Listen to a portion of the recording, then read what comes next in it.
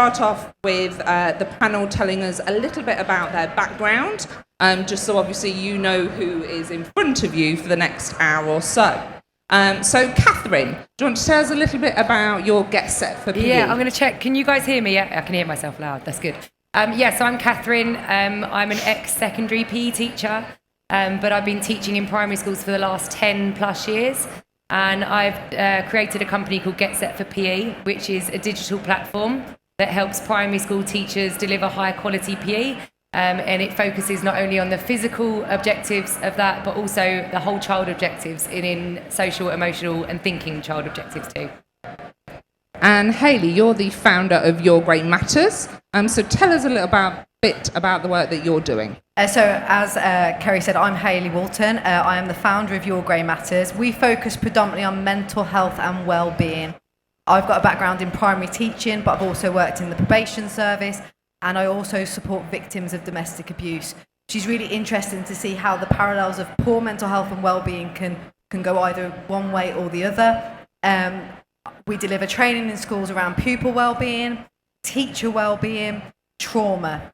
We try and empower the teachers that we work with to be able to self-regulate themselves, to understand whether they are going through trauma themselves or compassion fatigue, vicarious trauma, as well as supporting the children. Thank you. Lovely. And Harriet, what about Quorum Life Education then? Hello everybody, I'm Harriet and I'm responsible for a national charity called Quorum Life Education. We are in 2,000 schools across the UK and primarily we're involved in, we've got a framework, an online set of resources called SCARF, which I'll talk about shortly, which promote positive behaviour, resilience and good mental health.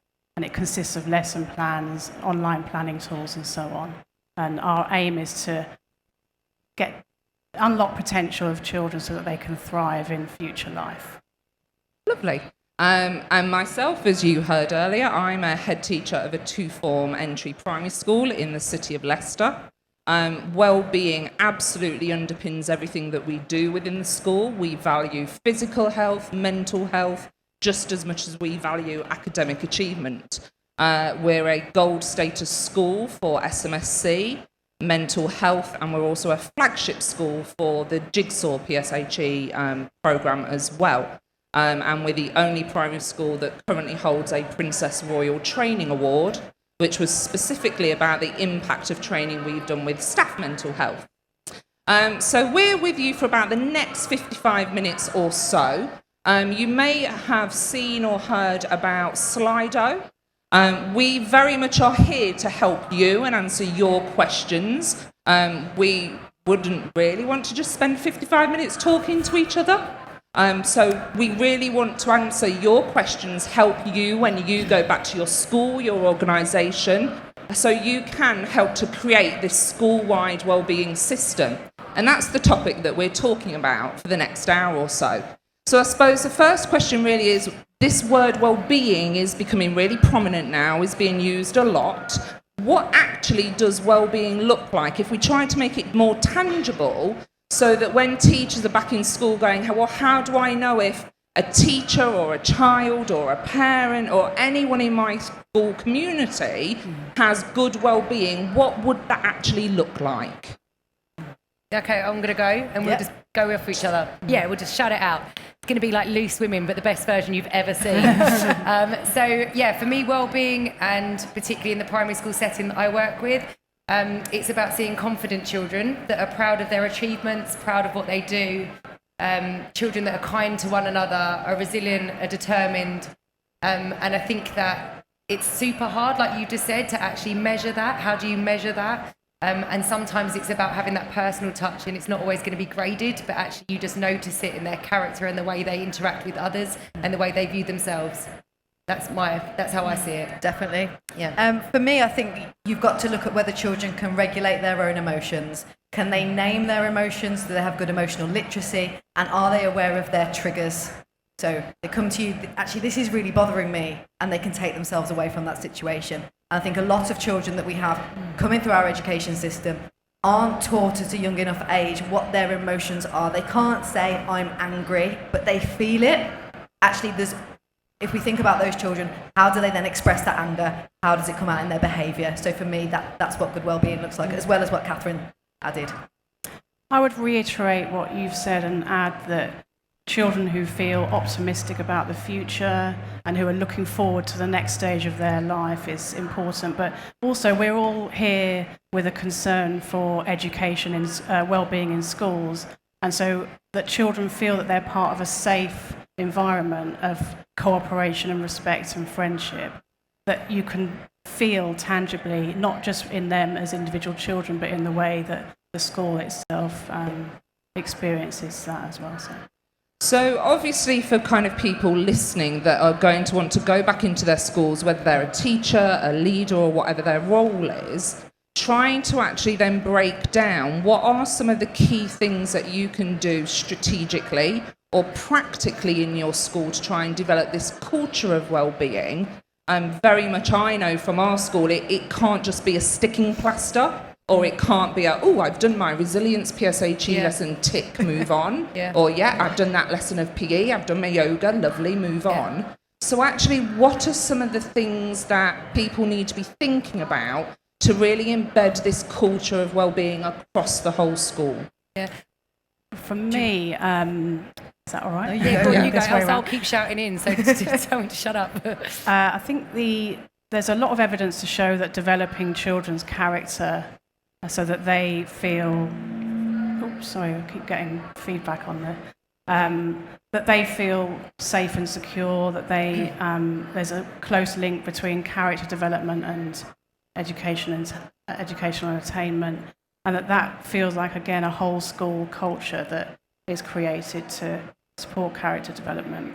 That's kind of I think, like in primary schools, obviously, a lot of schools have these school values. And for me, I feel like I'm very lucky that I've worked in some really good primary schools where those words aren't just words you sometimes see put up in the school hall or sometimes mentioned in assemblies, but actually they're embedded in everything they do. And I think if those words are really focused on and what you want to achieve through those words, then you can see that in every lesson, in every part of their school journey, in every part of their school life. So whether that be, we want to really focus on our communication skills, or we want to act on how do we develop our social skills or our kindness, and making sure that every teacher or every parent within that community is on board with those words is really important. It needs to be a shared goal between all the people that are part of children's journey and children's upbringing. Definitely. I think it also needs to be modelled as well. It's all being well us saying this is what we should do, but actually it needs to come from the very top for that culture to trickle down into the school. So teachers, it's really difficult, but by taking a lunch break, you're demonstrating self-care, and actually this children then see that you're taking care of yourself, you're managing your day, your stress. And I think what you said about the values is really key. Actually, there's a real value in doing specialist days around PSHE or wellbeing or weeks. But if we can embed this throughout our assemblies, throughout our classrooms, link it to our subjects that we're teaching every single day, what it does is takes the pressure off you to teach that lesson or those skills in isolation, which we all know when we get busy, it's really difficult to fit them in. We're doing it all the time. The language is there. Children understand what well-being is and why we're talking about it. Also, the new relationships and health education curriculum for primary schools really reinforces the whole school approach to well-being, in that it helps children to recognise what feelings are normal, where to go for help, and so on. And the guidance for the relationships and health education talks about a whole school system and culture that is set by the leadership team, as you've done in Ayres Monsell, which is an incredible achievement to create that whole school culture. And as Catherine said, values that feel as if they're tangible in the classroom, in the corridor. And in Quorum Life Education, we've got a framework of resources called SCARF, and they represent our values for children, which is safety, caring, achievement, resilience, and friendship. And you can tell the SCARF schools across the UK really embed friendship, self-regulation, as you mentioned, Hayley, cooperation between pupils, staff knowing and recognising the needs that their pupils have and so on. So you're right, that's the value base is so critical to that. Yeah. So I'm currently actually doing a master's in leadership of mental health in schools with Leeds Beckett University in association with the Carnegie Centre of Excellence. And we've done a lot of research around, we know that the impact of kind of character skills for children is becoming more important.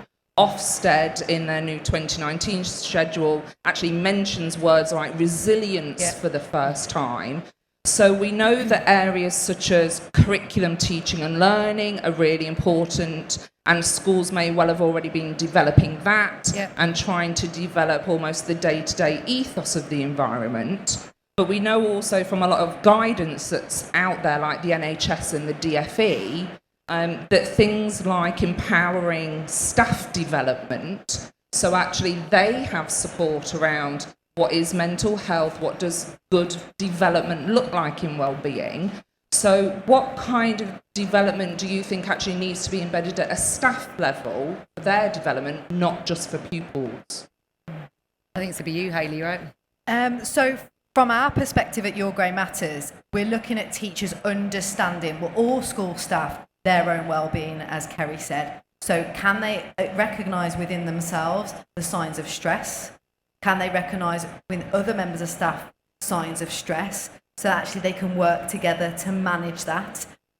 I think as educators now, we're multifaceted, aren't we? We deal with the trauma that the children go through. We take it home with us. So it goes beyond stress and well-being, in my opinion. We've got to look at compassion fatigue, vicarious trauma. How many DSLs take home time after time after time again the trauma that their children go through?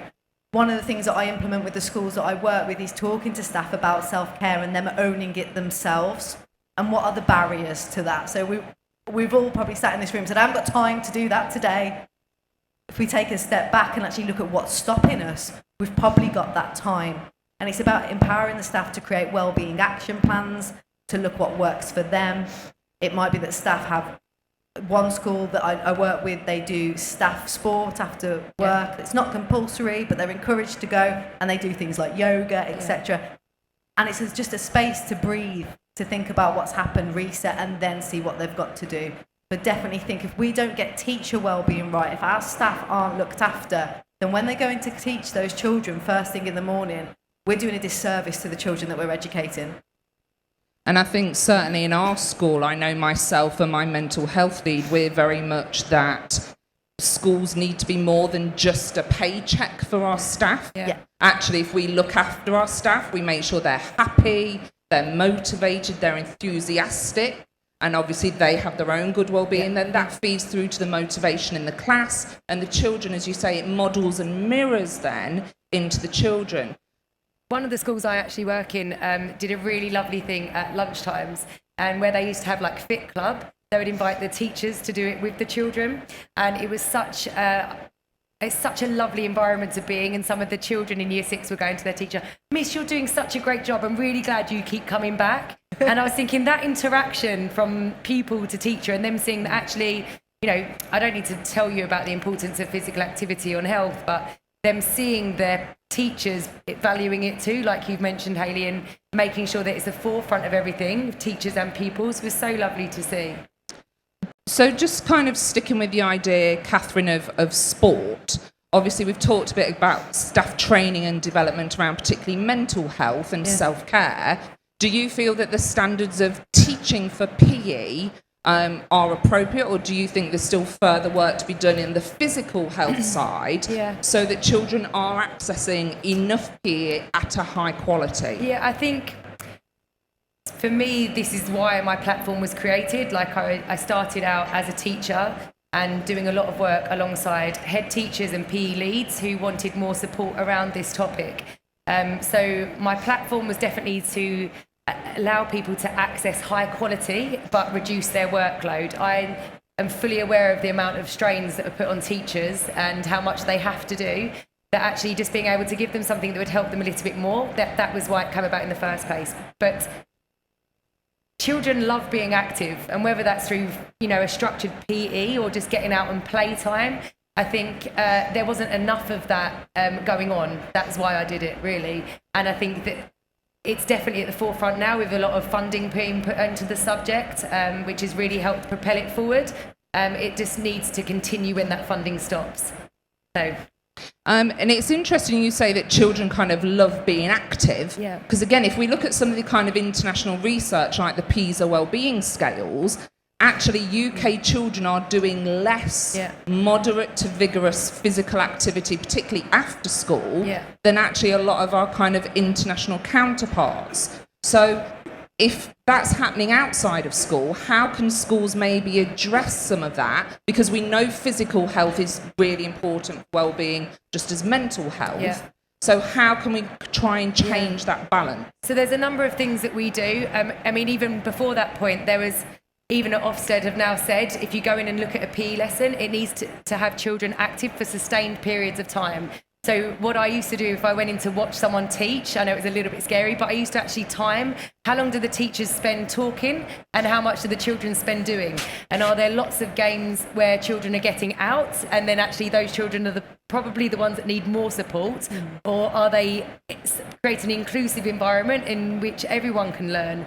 So that was one thing, I think, to help teachers. But also my platform now offers help around children being active at lunchtime. So if you're working in a school, the main sport you'll probably see happening is a group of boys playing football. That's what will happen. And some of the schools I've worked in even have banned Football Friday, so no football. We have Quidditch. Quidditch, wow. Quidditch. That's amazing. Yeah. I don't know how that would work in, some it's rooms. Cool. It's very it's cool. Amazing. Awesome. Well, so long as I'm in Gryffindor, it's all fine. Are you a seeker? Good.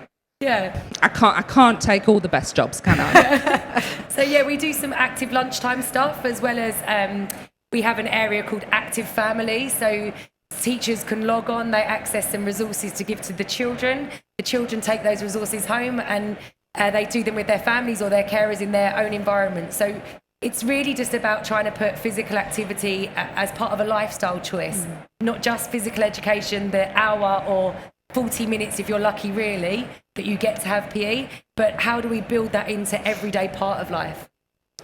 So kind of then thinking more about the mental health side after we've just been speaking about the physical health.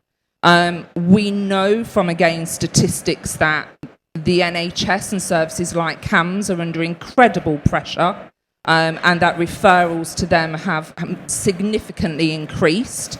But we have children in schools who need support for mental health.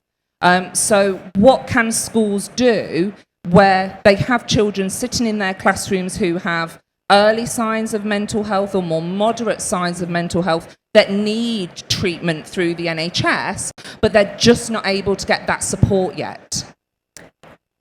Want to go? Well, we know that surveys recently have shown that pupils are less and less likely to even express their feelings or try to seek help. And so, as you were saying earlier on, Hayley, a program of kind of lessons and teaching and learning that's around self-efficacy and self-regulation is important at an early stage, as is preventative education, building those early foundations so that children learn the skills and attributes associated with resilience and staying safe and so on, so that they have them from an early age. But in terms of diagnosable conditions and what happens to those children who they're going to be waiting a long time potentially to be helped out. I mean, you would know more. Definitely. And to give you some context of the area where I taught, Birmingham, in July 2019, Birmingham CAMHS received over 1,800 referrals to their services in 1 month. So obviously those waiting lists are going to be to the extreme level. Now we know from Young Minds that 76% of parents will say to us that their child's symptoms and their difficulties will increase during that time because they're not getting the support they need. Now, unfortunately, for schools, that increases the pressure on yourself because you need to educate these children, but also make sure the other children in your class are also learning. So I think it's about creating opportunities like PE, these self-care, emotional regulation, if they're not necessarily interested in sport, are we doing enough art, drama, creative outlets? Because again, these are the first things that go off our timetables when we're put under increased pressure. So how can we embed them with what we're doing? Obviously, as Harriet said, your PSHE needs to be high quality. If I was working one-to-one with a child who I knew was suffering with difficulties, I'd want to explore their triggers to how they're feeling and creating aspirations for them. Are they future focused? Because by doing that, we're creating protective factors for them. And the more protective factors we can have for our children, the safer they're going to be. It doesn't negate the need for CAMHS, but it enables us to support them whilst they're waiting for that specialist intervention. Can I just add to what Hayley just said there as well about, so I completely agree with you when you're talking about other things that engage children. And I also think, particularly in my subject in physical education, there's definitely a shift from what it used to be. If I talk back, like, even when I was at primary school, there's a shift in how I think you should approach physical activity and physical education. Physical education should not be seen as a subject that either you are sporty or you're not. Yes. And therefore you can engage in it or you can't. And I think particularly at a primary school level, in which I'm involved in now, it's the most important level to make sure children feel fully confident and equipped that they are able to participate in PE lessons, physical education lessons, when they get to secondary school, whether or not they're really good at football or netball or not. And it's about the way you approach your teaching of that lesson. So the way my lesson plans are written are very much inclusive of everyone. Absolutely challenging for everyone, but also inclusive. So in every lesson plan that we've written, there are physical learning objectives, but also whole child objectives within that lesson. And we call that, as I said earlier, our set criteria. So how are we developing our children socially within this lesson? For me, physical education is like the best subject that you can teach everything through. Mm-hmm. So how are we developing them socially? How are we developing them emotionally? And how are we developing their cognitive learning skills? You can do all of that within your PE lessons, but I'm fully aware teachers lack time. Yeah. Time stress is probably one of the very, very big things in schools. And we've talked a lot about, like, say, curriculum teaching and learning, kind of what teachers can do in the classroom or what a curriculum can look like. But obviously, in thinking back again of a school-wide system, actually, what are maybe some of the things that leaders need to be thinking about? Because ultimately, it's the school leaders, the heads, the deputies, the principals, who often drive the agendas in the school. So what can leaders maybe do to help shape this system within the school for well-being? I was just going to point out to those who may be using this already, but this is Public Health England promoting children and young people's emotional health and well-being. It's a whole school approach. It was actually published 4 years ago, but included in it is 8 principles that support a whole school approach to well-being. And I've got copies of it here if anyone wants them. And on our Quorum Life Education website, you can download the whole guidance. But it promotes the idea that leaders, pupils, the community, and teachers are all able to play a role in influencing children's mental health. So one of the key issues might be behaviour. And for those of you who teach in schools, behaviour is an important indicator of mental health, and it can be very disruptive for the child whose behaviour is poor, for other children and for teachers. Within the Public Health England guidance, there's a whole approach that focuses on the schools as a system, that if they create a culture of well-being and resilience and kindness and respect, then they can address and pay attention to children whose behaviour is indicative of their wider environment, possibly of bullying, of how safe they feel and so on, and it helps to promote that. And leadership is within the Public Health England document, and actually the new Ofsted framework also talks about emphasis on behaviour and on a school-wide approach to well-being. So personal development and well-being of children is embedded across Ofsted now as well. I think, just to add to that as well, I think it's important about what teachers place their focus on. So I'm going back to PE, but only because I think that's very easily a subject where people could focus on the winning and losing, for example. And whilst I fully believe in you should teach children how to win, because they need to cope with those emotions of winning and losing, but also you need to look at what skills are important within this. So am I just focusing on, I'm really happy you guys have scored or you're winning, or am I really happy that you're being honest and you're showing fair play and you're being respectful? Because actually, by the time our children leave school, surely those are the qualities we want our children to have, far more than the fact that, I mean, yes, you're going to get some children that are amazing at sport and that's brilliant, but if all of your children left school and they were kind to other people and they were respectful and they were honest and they abided by rules, for me, that would be so much more important than anything else. And they can engage with sport and everything, but that, for me, would be at the forefront. So as we're kind of saying, for this school-wide system, it's all got to be joined up. It can't be separate PE, separate PSHE. It really has got to permeate through everything that happens, and with adults modelling for the children, so they're getting those really good examples of what they can do, and obviously leaders driving that through thinking about what it's going to look like in terms of school development plans, the kind of culture that they want to create, and the kind of relationships that they want to see between staff and staff colleagues and peers in terms of the children. Can I just add something to that? I think it's really important that leaders are engaging with the parents. So our children spend a lot of time at home. There's a lot that we don't know about. We see the tip of the iceberg. What is going on at home? If we can foster those really positive relationships with parents, will the mother who's a victim of domestic violence disclose to us? There is always that potential that they will see school as that safe space. So could we as schools, so I've worked in a school where they would have housing benefit come in to school to meet with parents. They would have people to come in to meet with parents to help them write their CVs. They would have somebody from the local Women's Aid come in to speak to mums. They don't have to attend, they don't have to come in, but if they need to talk to somebody, they're there because they understand that we're with them, we're not against them, because I think sometimes parents can have that fear of coming and talking to us about what's going on at home. And actually, if we know, for instance, that mum is now in a refuge or dad is away, working away, or etc., we can provide better support in school. So those relationships are so key. And I love what you're doing with Active Home. Active families. Active families, because again, it's engaging them. It's not school and home. It's a whole holistic approach to children and their well-being. And working with parents and carers is one of the 8 areas under the Public Health England, as you said, a programme that they've suggested schools follow for embedding this whole school culture. Thinking of working with parents and carers, in terms of, as you said, obviously your background, we've talked a little bit about what you can maybe do with sport, in terms of actually, can you have family sessions?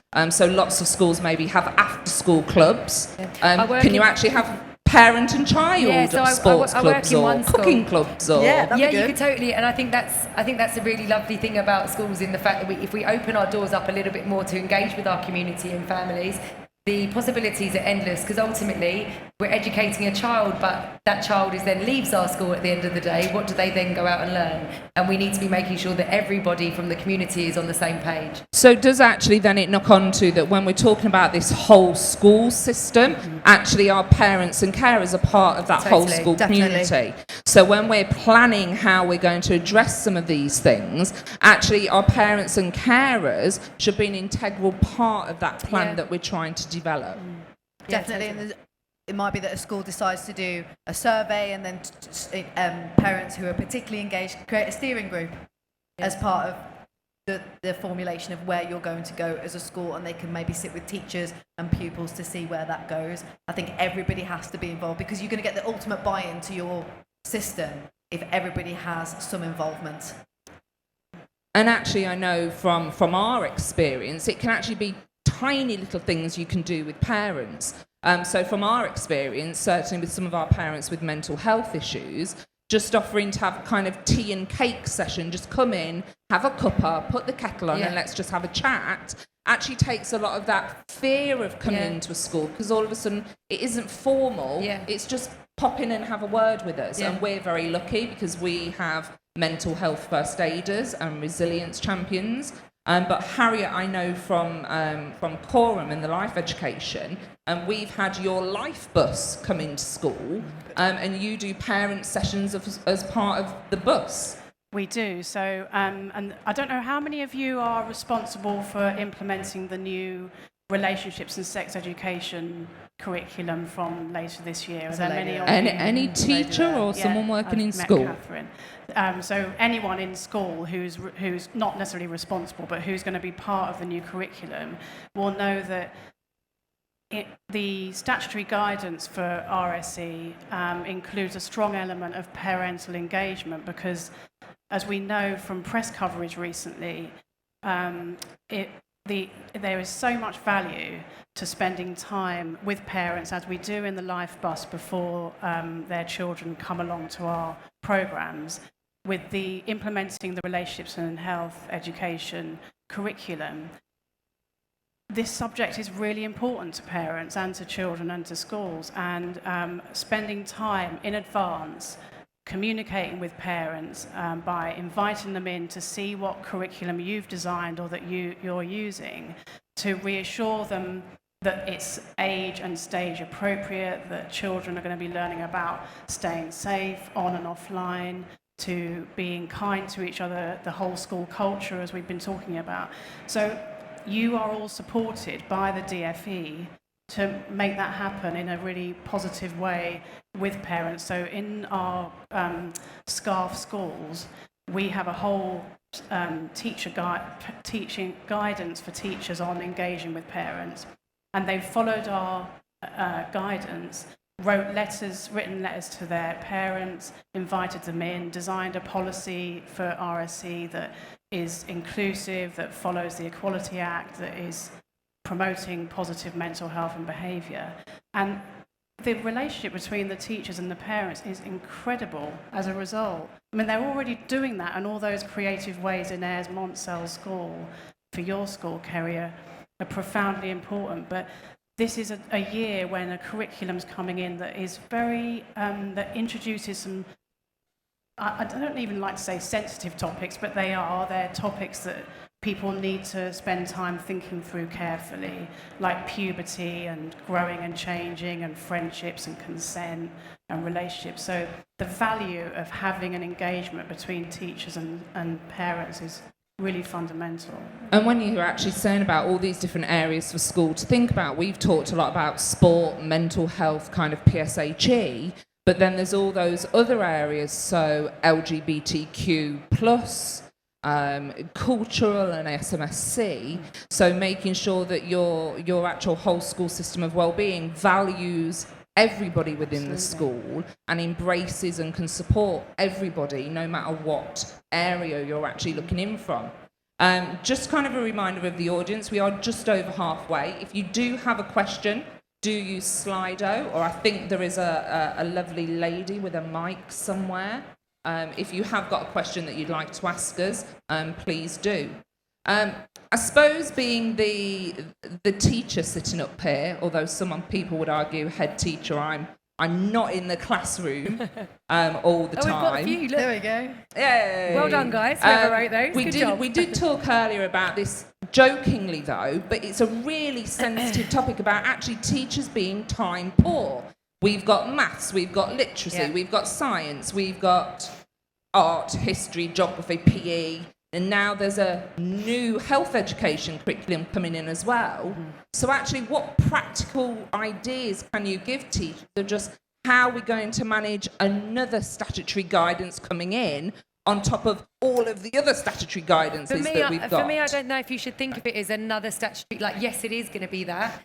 But actually, if we're saying that this should underpin everything, like more than anything, we need our children to be well, physically, emotionally, mentally. We need them to be that before they can learn anything. What's the point of them being really good at maths or really good at science or really good at PE or anything if they're not fundamentally well? If we're not well mentally, what's the point? So I think it's going to be a whole school approach that has to come from the top. And it needs to be embedded within all school life. In everything you do, it needs to be that red thread that runs through. So I'm hoping it won't be too daunting for teachers and actually be quite refreshing for some people. I know if I was still in school now, I think I'd embrace this new approach, because it, for me, is what underpins developing children. And as you say, in a lot of schools already, there might already be a lot of Totally. best practice and really good things happening. So rather than teachers kind of going, oh no, it's another thing, actually going, but hang on, I might already be teaching some of the relationships, or I might already be doing some of the work around mental health or physical health. Yeah. So actually, where can I add to that? So one of the questions that we had was, what are the best procedures school leaders can use to take the wellbeing education outside of schools and help adapt it to other environments, e.g. home? Certainly within our school, as we've kind of said, parental engagement is critical in our school. My school draws from a bottom 10% of national deprivation. We have quite high levels of safeguarding incidents and issues for us. We've worked really hard to try and break down the stigma for parents within our school. So we do the things like sending activity cards home, but we also offer sessions for parents to come into school and work with children and their family around trusting relationships and what would appropriate loving relationships look like in the household. We have a school parent link worker who again goes and will help parents look at behaviour or well-being in the home, and actually what kind of routines can be put in place as well to support that. Or again, as we said, just having that open door policy that if you need to come and talk to someone, please do. And that's been really kind of powerful for us, and actually making your school community aware of what you're doing for well-being. So as we said, it isn't a tick the box.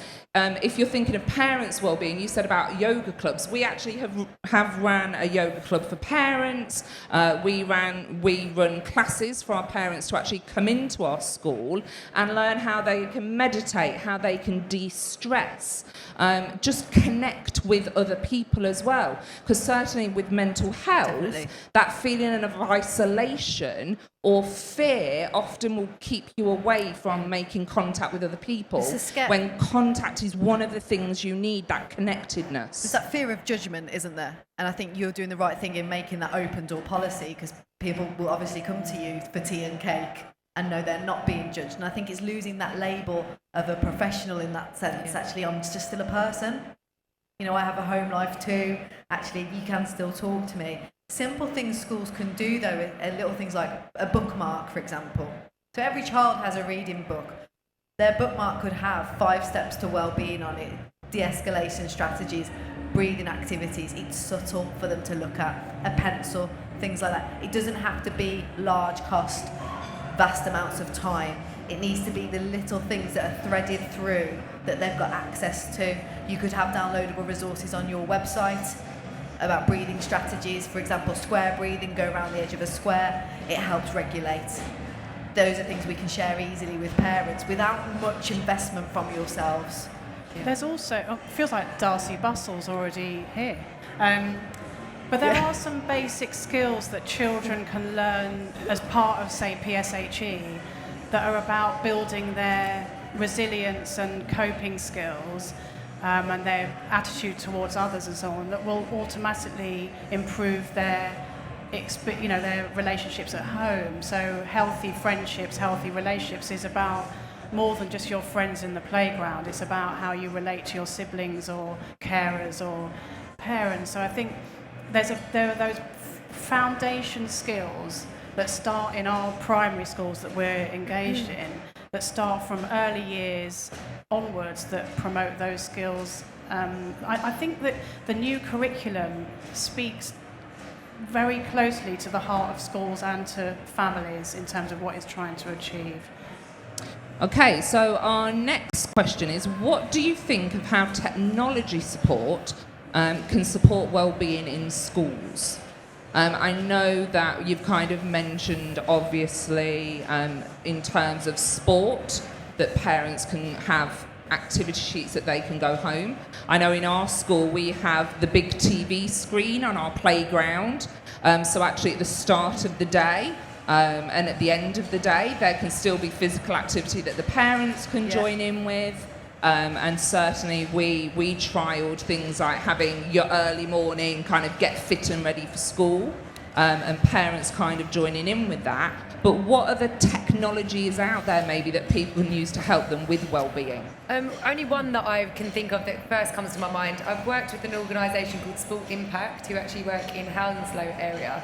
And one of the things they did was about, really simply, they were in the development process of creating something where children, it was like, you know when you leave an airport and you say how clean was it or how much you liked it, it has the smiley faces.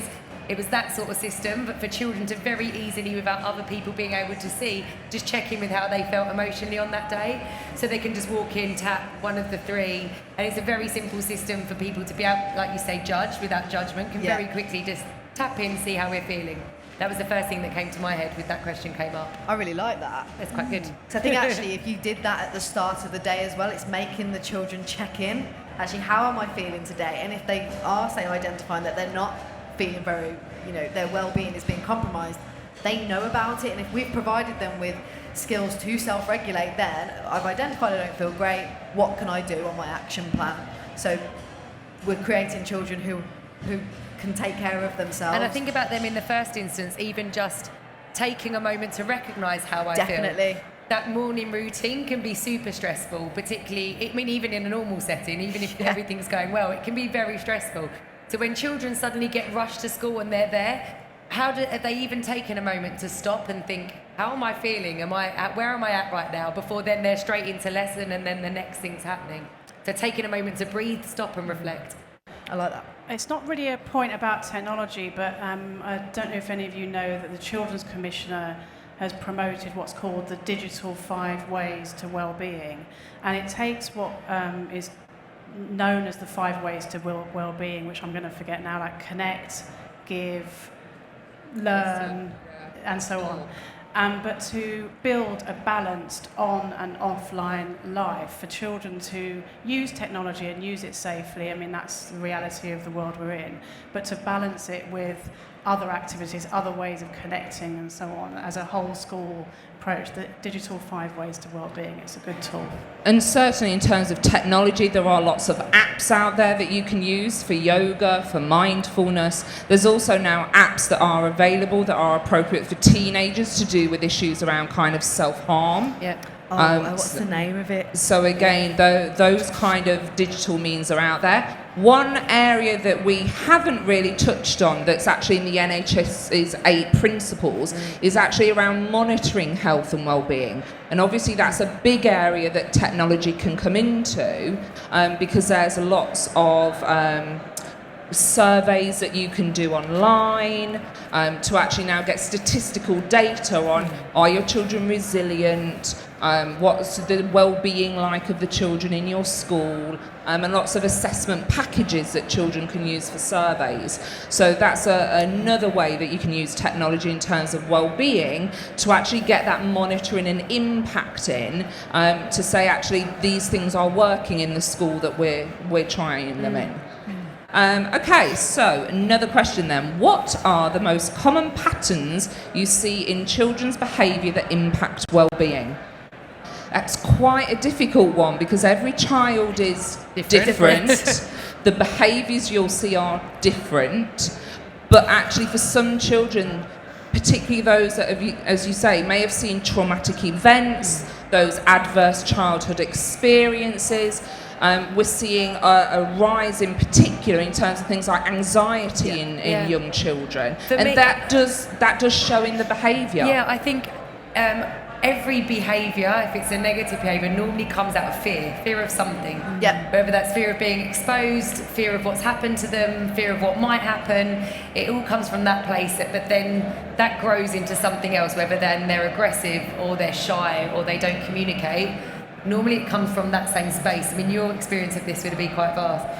Yeah, building on what you've said, I think as well as fear, that they will start to demonstrate behaviours that may be their strategies for coping. So, for instance, a child with OCD, it might be that turning that light switch on and off or counting to 10 time after time after time is how, when they're in those traumatic spaces, they regulate their emotions.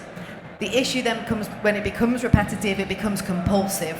So I'd be looking at children who have those types of repetitive behaviours, those children who present with continual health complaints like the stomachache, the headache, because we know that trauma has a physical effect on us. So actually, what is behind that? I think we've all taught children who have those repeated difficulties. So I think, like you say, it's the fear and how they're regulating. They don't always choose the most healthy ways to regulate because they don't yet know how to do that. But I suppose for the kind of teachers in the room that actually may have a child and their pattern of behaviour actually becomes quite violent or quite aggressive, who might kind of kick, lash out.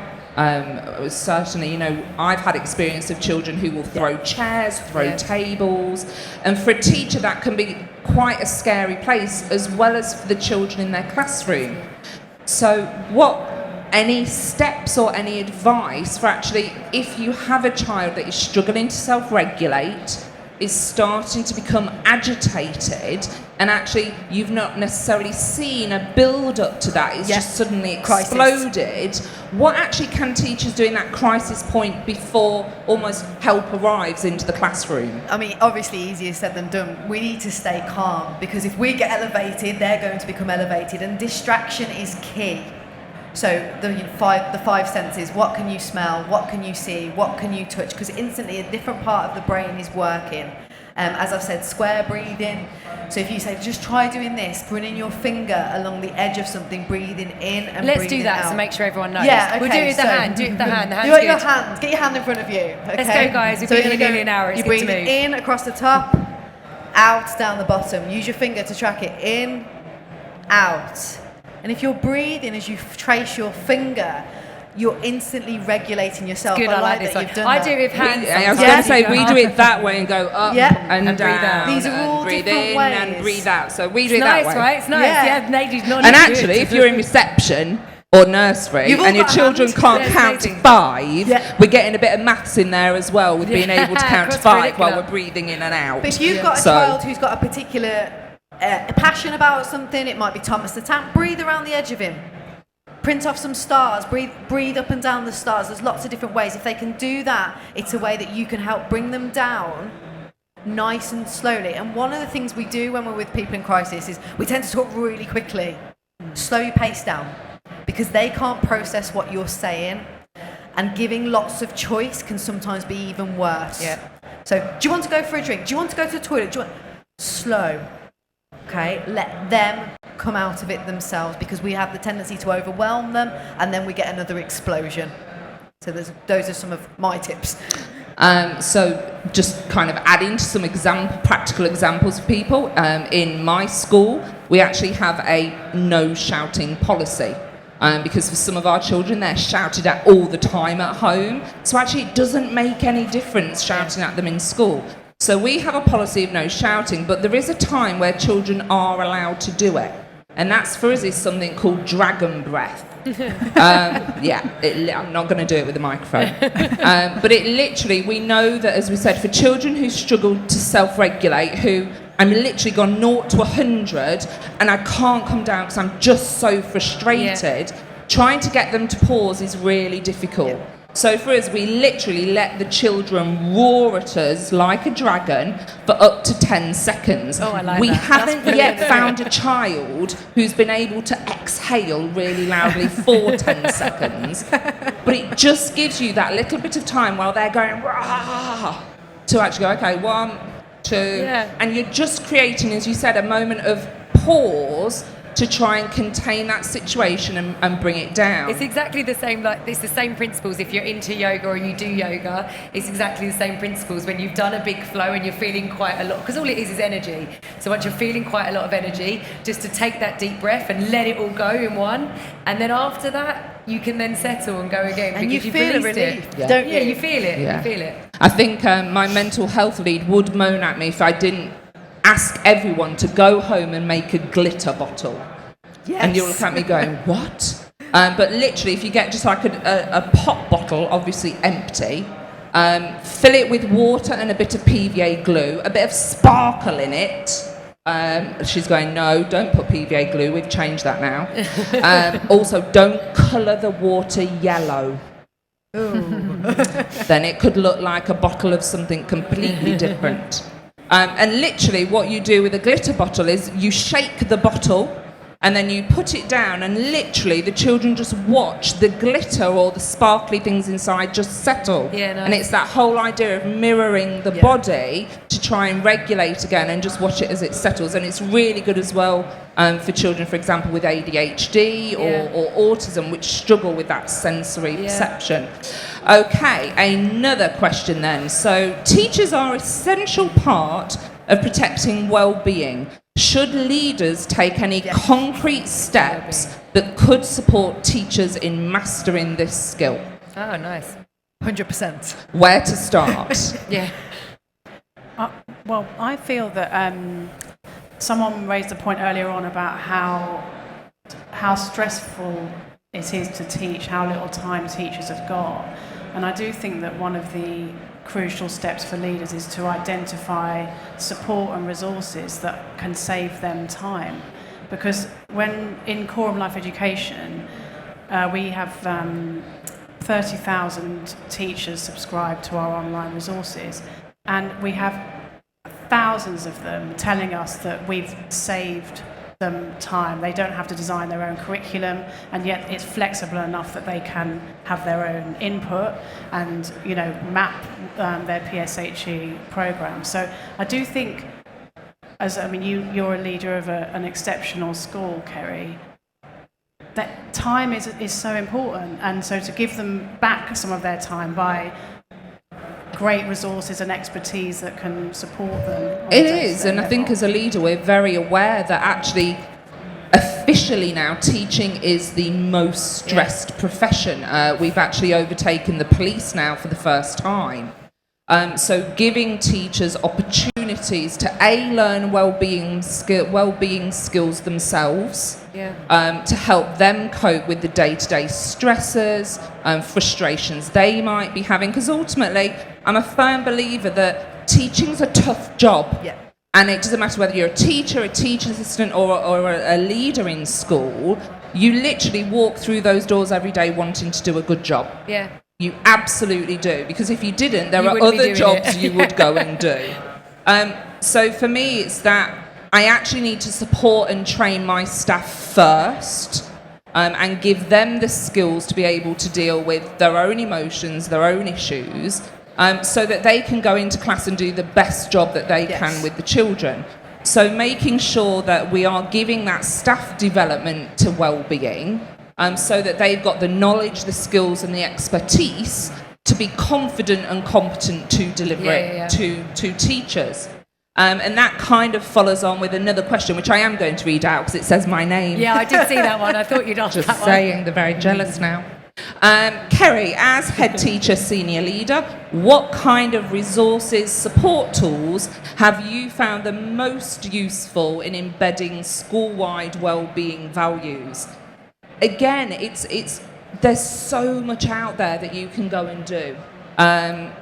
My staff won't like me, but you now know my name and where my school is. Go and Google us, email and come and have a look. Come and talk to us about what we do. We genuinely have that open door policy for people. Really, for me, the culture and the wellbeing values have to start at the top. If the leaders are on board and they have that ethos that this is important for our school, our children academically are not going to reach their potential. They're not going to go on to be artists, athletes, engineers, neuroscientists and any other job that they want to do if socially, emotionally, mentally and academically they're not able to perform at their best. And the message is that simple. And if we can get that message to leaders more, then actually we'll start to see that culture dynamic shift. But it has to, as I said start with the staff. Because if you have the staff modelling and being, in our school we call it mirrors. So our staff have to mirror the behaviours, the language, the attitudes that we'd want to see children learning to develop. So we have this thing in our school of how to get your grump off. It's perfectly fine to be in a grump. Because we're people. We have emotions. We may have had a rubbish morning in the car on the way to school. Or like me yesterday, you may have found suddenly all your files get wiped from your computer, so you can't do anything. And we get cross and we get frustrated. But what we shouldn't be doing in schools is actually dealing with that in a negative way that our children then go, well, actually, that's how I can. We should be going, oh, do you know what? I've got a grump off, but I'm going to eat an apple, or I'm going to go for a walk, or I'm just going to sit here and count to 10. So for me, making sure your staff are mirrors in what they're doing is critical. Yeah. There are lots of programs out there in terms of, we've heard of things like SCARF, Jigsaw is another one. There's all the kind of sports and PE promotion. So for you really need to tailor it to what your school wants, because there's not a one-size-fits-all. What works in my school might not necessarily work in another, but it might give you ideas of what to do. But it is going back to that point at the start. It has to be embedded, and everybody has to be using the same language, doing the same things, so it's consistent across the school. I'm just going to tell you one thing that I saw the other day that I thought was such a beautiful idea. So I was in a school in Islington supporting their PE lead there, and as I was walking up the stairs to go, because it's an old London building, as I was walking up the stairs, there was a big sign saying, "How are you feeling today? If you're feeling sad, go and sit by the friendship tree." So I asked one of the teachers, "What's the friendship tree?" They said, "Oh, it's a tree that we have in our playground, and if a child is ever feeling sad, they just go and sit by the tree," and then it said, "A friend will be along shortly." And they said they have year 6 children who are like their selected leaders and wellbeing leaders, that if they see a child sitting by the friendship tree, they just go and sit down and chat with them and say, "What's up? What's happening?" If it's the same child again and again, then they signpost that to a teacher and say, "I've seen Tom here 3 times this week. I think somebody else needs to take that a little bit further." That's brilliant. I thought, what a great idea. Yeah. Oh, and that's a lovely way to kind of end. Our time this afternoon has actually run out. As we said, we feel like we could be the new loose women. Yeah. So if there's anybody from ITV out there, we could be the next panel. And we're free. We're available. Are you around if people want to come and kind of speak to you some more? Because there were some more questions we don't have enough time for. Yeah. But will you be kind of loitering if people want to come and find you more? All 3 of us are in a similar vicinity. So Quorum Life Education is EDD 56. Your Grey Matters is EDD 78. You're going to forget the number anyway, so I'm not going to tell you. I'm like there. Over there. And if you haven't heard enough of me, I think I'm on again in about 15 minutes about staff wellbeing in particular. So thank you for your time, ladies, and we hope you've got something useful out of the session today as well.